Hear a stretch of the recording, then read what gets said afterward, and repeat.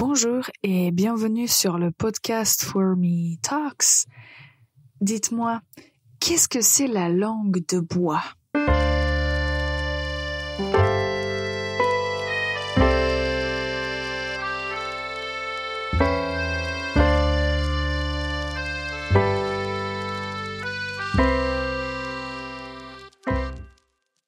Bonjour et bienvenue pour ce nouvel épisode du podcast For Me Talks, le podcast pour les apprenants de la langue française.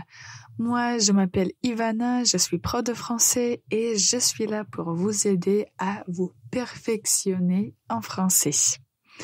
Alors aujourd'hui, avant de commencer, j'aimerais vous inviter à nous rejoindre aux ateliers de conversation. Si vous aimez discuter avec d'autres personnes sur des sujets variés et parler uniquement en français, ces ateliers sont pour vous. Vous pouvez trouver plus d'informations sur notre site et vous pouvez directement vous inscrire aux ateliers à venir.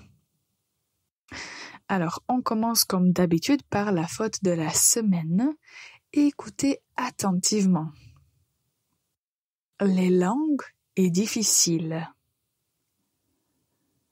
Les langues est difficile. La faute, c'est en fait le mauvais usage du verbe. En français, parfois, toujours, il faut bien écouter pour comprendre si on parle au singulier ou bien au pluriel. Et surtout quand on utilise des articles, le et les, ça fait une grande différence. Le ou bien la va être un nom au singulier, alors que les va indiquer un nom au pluriel, ce qui est le cas d'une autre phrase. Les langues, donc ça signifie plusieurs langues, et donc il faut utiliser le verbe au pluriel et pas au singulier. La bonne phrase, la phrase corrigée et correcte va être alors « Les langues sont difficiles ». Les langues sont difficiles. Est-ce que vous êtes d'accord avec cette phrase? Moi, je crois que non, parce que les langues sont difficiles si on n'apprend pas, mais si on apprend et pratique régulièrement, c'est pas difficile. Et récemment, on avait un atelier de conversation et on parlait des défis de l'apprentissage de la langue française. Et moi, pour ces ateliers, j'aime bien préparer quelques expressions intéressantes et ça m'a inspiré à faire un épisode qui va parler de la langue et des expressions avec la langue. En fait, il paraît que ce mot en français est assez intéressant. Tout d'abord parce qu'il y a beaucoup de différentes significations du mot la langue et après il y a aussi des expressions intéressantes. Donc tout d'abord, quand on parle de la langue, on peut parler de l'organe. Donc dans la bouche, il y a une langue. De l'autre côté, on peut parler des langues qui sont parlées. Donc la langue française, la langue anglaise, la langue chinoise. C'est une autre signification, mais le même mot. Et après, on va parler des expressions idiomatiques qui sont aussi, pour moi, plutôt intéressantes. Alors, quand on parle des langues en général, on peut parler d'une langue étrangère. La langue étrangère, c'est la langue qui n'est pas votre langue maternelle. Donc, la langue maternelle, c'est la langue que vous apprenez dès votre naissance, en fait. Et c'est d'habitude la langue que vous connaissez le mieux, la langue maternelle. Après, on apprend d'autres langues et ces langues d'habitude, on va apprendre des langues étrangères. Il y a aussi un autre terme d'une langue seconde. Ça, c'est dans certains pays, on peut voir qu'il y a d'autres langues qui sont officielles, mais pas des langues maternelles. Et ce type de langue, on peut les appeler les langues secondes. Mais quand on parle des langues parlées en général, on va parler de la langue maternelle et de la langue étrangère. Et bien sûr, quand on parle des langues, on peut parler des langues vivantes et des langues morte. Peut-être que la langue morte qui est la plus connue, c'est le latin. Même si, en fait, cette langue, on ne l'utilise presque pas du tout dans la communication, sauf au Vatican, si je ne me trompe. Mais pourtant, c'est une langue qui est très importante dans beaucoup de différents domaines. Et, à mon opinion, si vous avez appris le latin à l'école, le français et d'autres langues romanes vont être plus faciles à apprendre et à comprendre. Alors maintenant, j'aimerais vous donner 2 exemples comment on utilise les mots langue et après on va faire une petite pause et on va parler des expressions idiomatiques. Alors quand on parle des langues en général, on peut dire Joséphine parle 3 langues, l'italien, le français et l'anglais. Donc, elle parle 3 langues. On peut dire elle parle 3 langues étrangères aussi. Et on peut aussi dire j'ai appris la langue française à l'école. J'ai appris la langue française à l'école. Donc vous voyez, c'est un contexte qui est plutôt commun et il faut savoir comment utiliser le mot la langue. Alors maintenant, on fait une toute petite pause et on revient pour parler des expressions idiomatiques. Restez avec nous, on revient dans un instant. Le podcast est sponsorisé par For Me Languages, une école de langue en ligne. Pour prendre des cours privés, consultez formelanguages.com. Bonjour et bienvenue encore une fois pour ce nouvel épisode du podcast For Me Talks. Aujourd'hui, on parle du mot la langue et on explique des significations différentes de ce mot. Nous avons déjà mentionné que le mot la langue peut indiquer un organe qui se trouve dans la bouche. La langue peut indiquer les langues parlées comme la langue française, la langue italienne, etc. Et maintenant, nous avons des expressions idiomatiques. Alors tout d'abord, quand on dit les expressions idiomatiques, ce sont des expressions qui, d'habitude, on ne peut pas les expliquer mot pour mot, mais on les apprend telles quelles et on les utilise de cette façon. Et mon conseil quand vous apprenez ces expressions, c'est en fait d'essayer d'écouter les contenus en français et comme ça, vous allez travailler votre oreille et vous allez commencer à entendre de plus en plus d'expressions qui n'ont pas une signification, disons, littérale, mais plutôt une signification figurée. Alors, moi, j'en ai préparé quelques-unes parce que, comme vous le savez, je ne veux pas donner 20 expressions et il y a beaucoup moins de chances de mémoriser. Donc, j'en ai préparé quelques-unes. Alors, écoutez la première. Je vais vous donner quelques secondes à juste réfléchir et peut-être voir si vous connaissez la signification. Et je vous donnerai aussi l'exemple.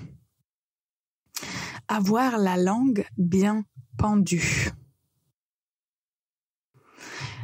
Avec sa langue bien pendue, il fait rire tout le monde. Avec sa langue bien pendue, il fait rire tout le monde. Alors, si quelqu'un a la langue bien pendue, ça signifie que cette personne parle beaucoup, que cette personne est bavarde. Avoir la langue bien pendue. Alors, l'expression suivante, la langue de bois. Donc, on peut utiliser de la langue de bois et on peut dire cet homme politique a utilisé de la langue de bois pour éviter de répondre à la question. Cet homme politique a utilisé de la langue de bois pour éviter de répondre à la question. J'imagine que vous avez l'idée de la signification. Alors, la langue de bois, c'est une expression pour qualifier quelque chose qui est dit mais qui n'est pas vrai, qui n'est pas réel, qui ne répond pas à la question, au problème qui est posé. D'habitude, quand on parle des hommes politiques, on parle de la langue de bois parce que il arrive qu'on leur pose une question et on n'obtient jamais de réponse parce qu'ils utilisent de la langue de bois. Donc, c'est un discours rigide et un discours qui n'est pas du tout sincère. Alors, l'expression suivante, avoir un mot sur le bout de la langue. Et quelqu'un peut dire, je connais le mot, je l'ai sur le bout de la langue, mais je ne peux pas me souvenir. Je connais le mot, je l'ai sur le bout de la langue, mais je ne peux pas m'en souvenir. Cette situation se passe même dans les langues maternelles aussi, quand il y a un mot ou une idée dont vous essayez de vous souvenir, vous êtes sûr que vous connaissez soit le concept, soit le mot, mais vous n'arrivez pas à trouver le bon mot. Et c'est pour ça qu'on dit le mot est sur le bout de la langue, mais on n'arrive pas à le trouver. Donc, avoir un mot sur le bout de la langue.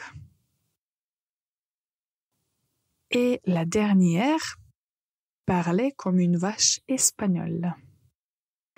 Je ne sais pas pourquoi on utilise les vaches, et surtout les vaches espagnoles, mais ça c'est l'expression. Alors on peut dire il parle anglais comme une vache espagnole. J'imagine que vous avez compris ou que vous comprenez l'idée. Si une personne parle une langue comme une vache espagnole, ça signifie qu'elle la parle très mal.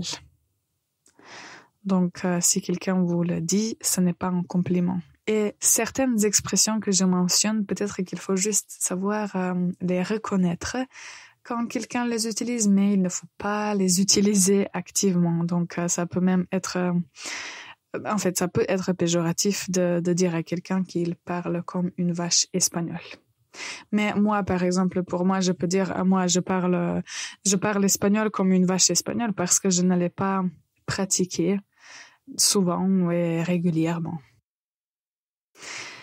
D'accord. Alors, aujourd'hui, nous avons appris la signification du mot la langue. Vous avez vu, c'est un mot plutôt important et nous avons mentionné les expressions idiomatiques. Donc, avoir la langue bien pendue, la langue de bois, avoir un mot sur le bout de la langue et parler comme une vache espagnole. Je vous invite à essayer de retenir, de mémoriser une de ces expressions et comme ça, la prochaine fois qu'il faut dire quelque chose, vous allez avoir l'expression sur le bout de la langue. Vous allez savoir quoi dire et comment vous exprimer. Et encore une fois, à chaque fois que vous écoutez quelque chose en français, essayez de vous concentrer le plus possible et vous allez voir que les Français utilisent des expressions idiomatiques au quotidien. La dernière chose pour aujourd'hui, c'est la phrase de notre document qui contient 50 phrases essentielles à connaître en français. Ce document, vous pouvez le télécharger sur notre site. Allez sur www.formelanguages.com et sur la page d'accueil, vous allez trouver une section qui est dédiée à ce document et vous allez pouvoir le télécharger gratuitement. Alors, la phrase pour aujourd'hui. As-tu une suggestion? As-tu une suggestion? Ou on peut dire tu as une suggestion? Tu as une suggestion? Donc, si vous parlez avec quelqu'un, avec un ami ou copain, copine, et vous voulez vous mettre d'accord ou peut-être vous voulez proposer quelque chose, vous pouvez aussi demander à la personne si elle a ou il a des suggestions ou des idées. Donc, vous pouvez utiliser cette question. As-tu une suggestion? As-tu une suggestion? Cette phrase, vous la retrouverez sous le numéro 39. Et vous savez déjà comment aller trouver le document entier. En tout cas, cet épisode était pour vous montrer que les expressions idiomatiques font partie de la langue ou du langage quotidien. Donc, n'hésitez pas à les intégrer dans votre vocabulaire. Et si vous avez des questions, si quelque chose n'était pas clair, n'hésitez pas à nous écrire. Je vous souhaite une excellente journée et à la prochaine.